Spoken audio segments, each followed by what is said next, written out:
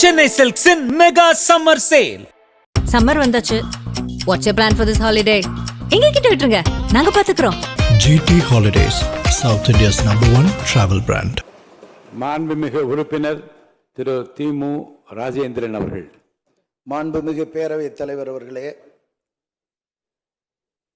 வரலாற்று சிறப்பு மிக்க தமிழ்நாடு சட்டமன்ற பேரவையில் புதிதாக தேர்ந்தெடுக்கப்பட்ட பேரவைத் தலைவர் அவர்களையும் துணைத் தலைவர் அவர்களையும் மறுமலர்ச்சி திராவிட முன்னேற்ற கழகத்தின் சார்பில் வாழ்த்துவதற்கு கிடைத்த வாய்ப்பிற்காக நன்றி தெரிவித்துக் கொள்கின்றேன். மாண்புமிகு பேரவைத் தலைவர் அவர்கள் மக்கள் திலகம் எம்ஜிஆர் அவர்களால் வார்ப்பிக்கப்பட்ட அவரது தலகர்த்தர்களிலே ஒருவர் என்பதை திராவிட இயக்க அரசியலிலே மாணவராக வளர்ந்தபோது நான் அறிந்திருக்கின்றேன். அவரது சட்டமன்ற உரைகள் பலவற்றையும் அப்போது படிக்கக்கூடிய வாய்ப்பினை பெற்றிருக்கின்றேன். இந்த சபையை அலங்கரிக்கின்றவர்கள் பலர் இளைஞர்களாக இருந்தாலும் கூட சட்டமன்றத்தை நடத்துவதற்கு முதிய அனுபவமும் அதற்கேற்ற பக்குவமும் வேண்டும் என்கிற அந்த அடிப்படையில் பேரவைத் தலைவரை தேர்வு செய்திருக்கின்ற புதிய தமிழ்நாடு அரசுக்கு, அதனுடைய முதலமைச்சர் அவர்களுக்கு எனது பாராட்டையும் நன்றியையும் தெரிவித்துக் கொள்கின்றேன். அதை அப்படியே ஏற்றுக்கொண்ட பிரதான எதிர்க்கட்சியான திராவிட முன்னேற்ற கழகமும் சக எதிர்க்கட்சிகளும் பாராட்டுக்கு உரியவர்கள்தான். ஐயா மாண்புமிகு பேரவைத் தலைவர் அவர்களே, வள்ளுவர் சொல்லுகிறார், யாகாவாராயினும் நாகாக்க என்று வள்ளுவர் சொல்லுகிற அதே நேரத்தில் இடிப்பாறை இல்லா ஏமரா மன்னன் கெடுப்பார் இல்லானும் கெடும் என்பதையும் அவரே குறிப்பிடுகிறார். நமது அரசியலமைப்பு சட்டத்தின் விசித்திரங்களில் ஒன்று, ஒரு கட்சியின் சார்பில் தேர்ந்தெடுக்கப்படுகின்றவரைத்தான் நடுநிலை தவறாமல் நடந்து கொள்ளுங்கள் என்று இருக்கையில் ஆளுங்கட்சியும் எதிர்க்கட்சியும் அமர வைக்க வேண்டிய நிலை இருக்கிறது. அதை அரசியல் சட்டத்தினுடைய விசித்திரமாக கருதாமல் அன்றைக்கு அதை எழுதியவர்கள் நல்ல நோக்கத்தில் தான் எழுதி வைத்திருக்கிறார்கள் என்பதை கவனத்தில் கொண்டு எதிர்க்கட்சியிலே இருக்கின்றவர்களெல்லாம் எடுத்து பேசுவதை, சுட்டிக்காட்டுகின்ற குறைகளை இடித்துரைப்பதாக கருதிவிடாமல் உங்கள் கவனத்திற்கு கொண்டு வருவதற்குத்தான் அதை சொல்லுகிறோம் என்கிற அடிப்படையில் ஆளுங்கட்சியினர் ஏற்றுக்கொள்ளத்தக்க அந்த பக்குவத்தை மாண்புமிகு பேரவைத் தலைவர் அவர்களே எங்களுக்கு நீங்கள் உருவாக்கி தர வேண்டும் என்று அன்போடு கேட்டுக்கொள்கின்றேன். நீங்கள் நல்ல முதிர்ச்சியோடு இந்த கடமையை செய்வீர்கள் என்பது எங்களுக்கு உணர முடிகிறது. அதே நேரத்தில் இளைஞர்களுக்கு வாய்ப்பை விட்டுக் கொடுக்க முடியாது என்கிற அந்த அடிப்படையில் இளைய வயதில் ஒரு பேரவை துணைத் தலைவரையும் அமர்த்தி முதியவர்களையும் இளைஞர்களையும் ஒரு சேர நீங்கள் உருவாக்கி இருப்பது ஒரு நம்பிக்கையை தருகின்றது.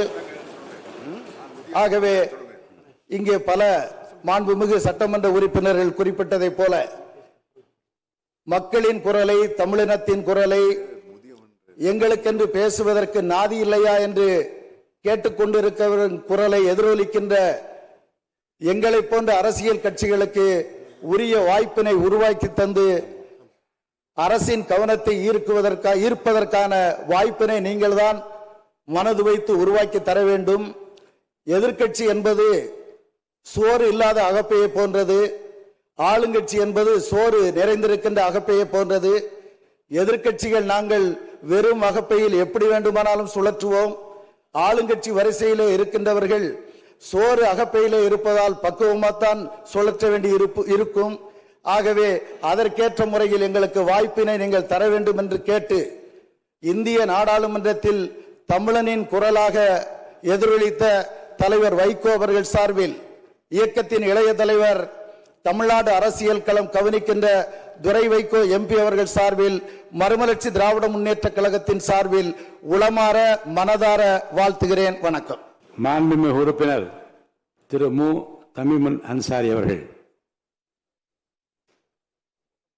மாண்புமிகு பேரவை தலைவர் அவர்களே, மாண்புமிகு பேரவை துணைத் தலைவர் அவர்களே, இன்று போட்டியின்றி தேர்ந்தெடுக்கப்பட்டிருக்கக்கூடிய உங்கள் இருவருக்கும் என்னுடைய மனிதநேய ஜனநாயக கட்சியின் சார்பிலே நல்வாழ்த்துக்களை தெரிவித்துக் கொள்கிறேன். உங்களை இந்த இடத்திலே அமர வைத்ததற்காக மாண்புமிகு முதல்வர் அவர்களுக்கும் என்னுடைய பாராட்டுகளை தெரிவித்துக் கொள்கிறேன்.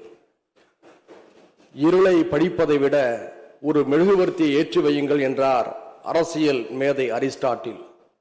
நீங்கள் மெழுகுவர்த்தி ஏற்றி வைக்கும் இடத்தில் இருக்கிறீர்கள்.